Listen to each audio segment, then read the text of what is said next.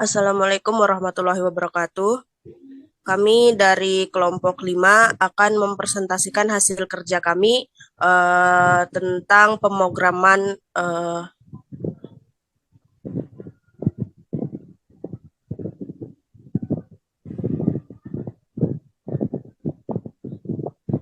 tubes dari MK pemrograman paralel. Sebelum masuk ke pembahasan, saya selaku moderator ingin memperkenalkan anggota kelompok saya. Yang pertama, saya sendiri dengan NIM F55 Rosanti dengan NIM F551211027, kemudian Indah Rizky Rahmawati dengan NIM F551211004, kemudian ada Nur Afni dengan NIM F551211013. Kemudian ada Nikmatus Syafaah dengan NIM F551211012.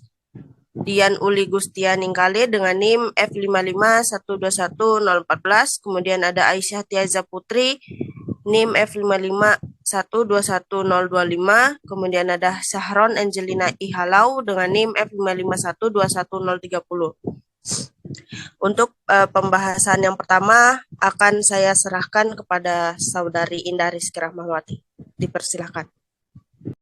Oke, baik. Terima kasih atas kesempatannya.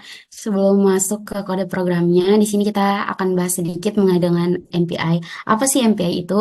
Jadi, MPI itu kepanjangan dari Message Passing Interface, di mana Message Passing Interface ini adalah sebuah standar untuk komunikasi antar proses dalam pemrograman paralel. MPI ini digunakan untuk membangun aplikasi yang bisa dijalankan oleh banyak komputer. Kemudian, MPI ini punya beberapa fitur dan fitur atau konsep. Yang pertama, itu ada message passing sesuai dengan namanya.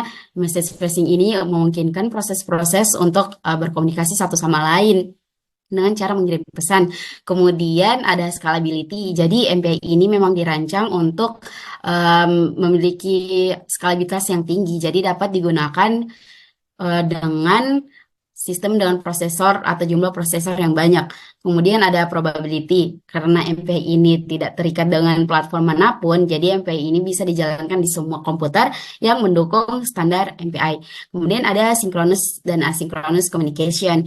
Jadi MPI ini mendukung berbagai jenis komunikasi, baik itu asinkronus maupun sinkronus yang memberikan fleksibilitas dalam pengolahan data dan kontrol aliran. Kemudian sini kita akan lakukan instalasi MPI. Jadi pertama-tama kalau misalnya kita teman-teman belum punya MPI, kita masuk ke project dulu, terus export NuGet package. Kemudian di sini nanti paling atas akan ada MPI-net atau teman-teman bisa cari MPI-net. Kemudian kalau misalnya sudah dapat bisa dipencet. Nah, karena saya sudah download atau karena saya sudah install, jadi di sini statusnya em, jadi di sini yang muncul itu ini install karena saya sudah install, tapi kalau misalnya belum akan muncul install di sini. Oke, kita lanjut lagi ke kodenya. Ini adalah kode untuk program mencari faktorial. Yang pertama itu ada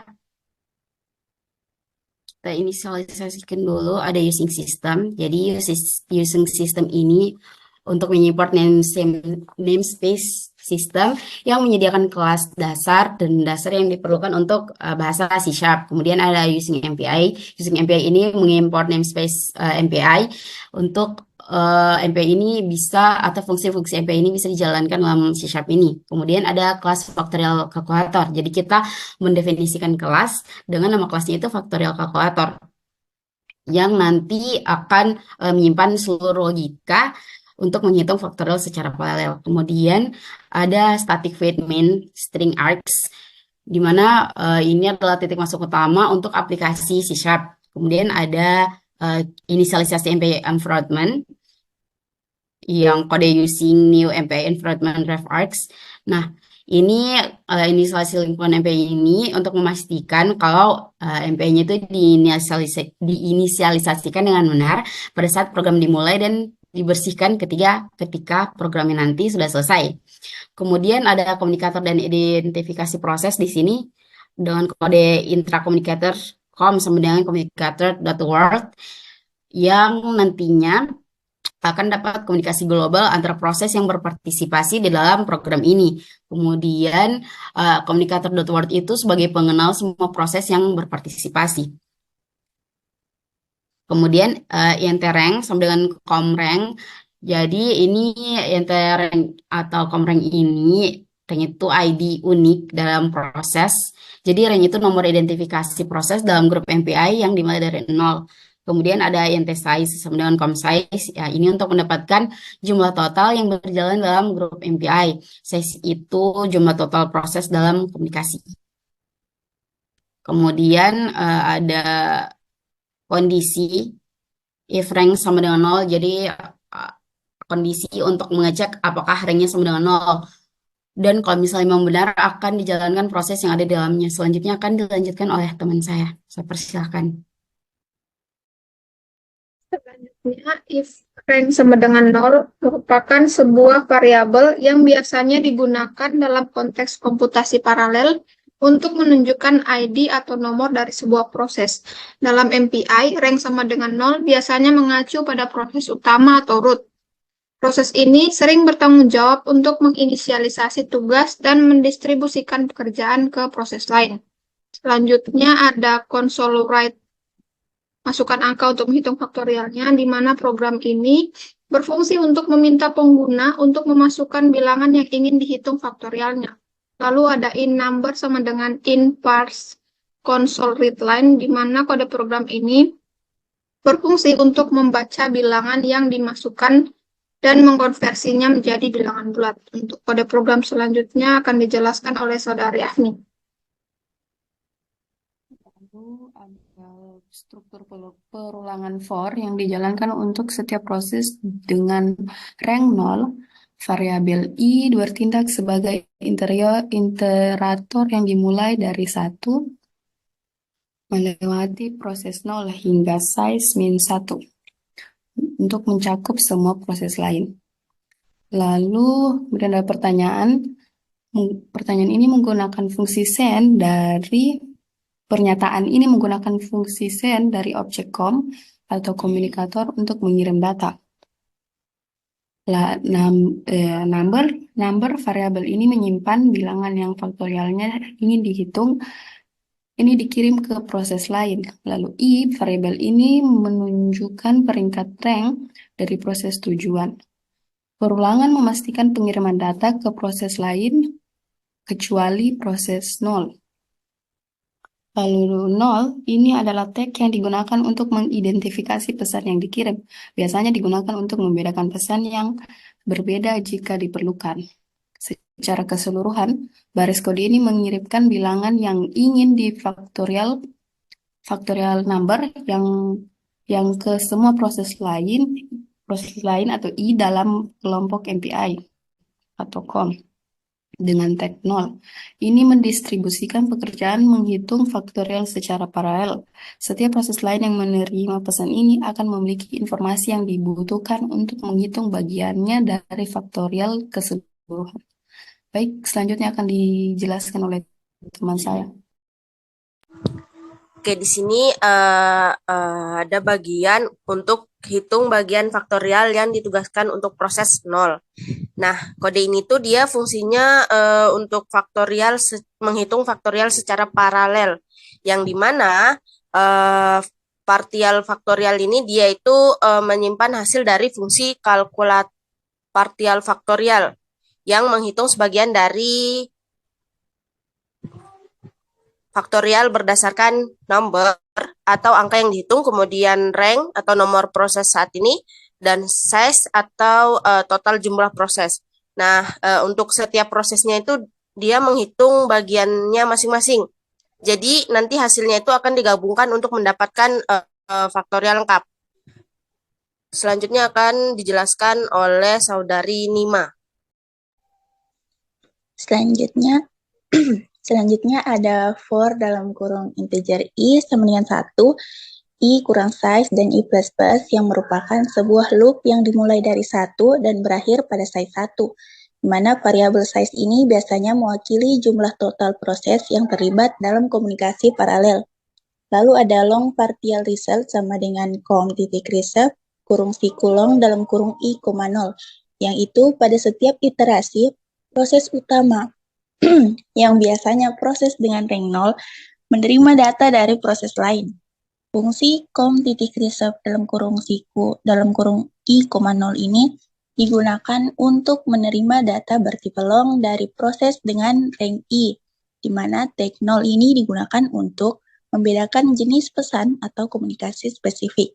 Lalu ada partial faktorial sama dengan partial result yang merupakan nilai partial result yang diterima dari proses lain akan dikalikan dengan variabel partial faktorial, di mana variabel partial faktorial ini akan mengakumulasi hasil perkalian dari semua partial result yang diterima. Selanjutnya akan dijelaskan oleh Saudari Sahron.